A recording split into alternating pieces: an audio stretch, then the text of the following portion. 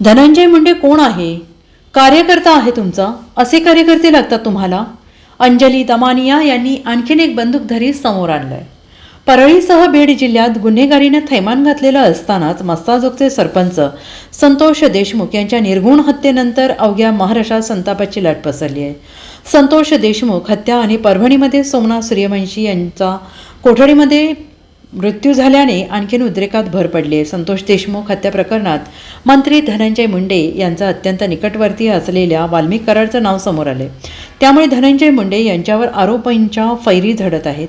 दरम्यान सामाजिक कार्यकर्त्या अंजली दमानिया यांनी आता बीडमधील गुन्हेगारीवरून धनंजय मुंडे यांच्यावर प्रहार केला आहे. अंजली दमानिया यांनी वाल्मिक कराडवरील गुन्ह्यांची मालिकाच वाचताना आता रस्त्यावर खुलेआम हातात बंदूक घेणाऱ्या एकाचा व्हिडिओ रिट्विस्ट केला आहे. धनंजय मुंडेंवर पुन्हा तोफ डागली आहे. दमानिया यांनी ट्विट करत मुंडे यांना तो बंदूकधारी कोण अशी विचारणा केली आहे. Bureau report SBN Marathi, Parli.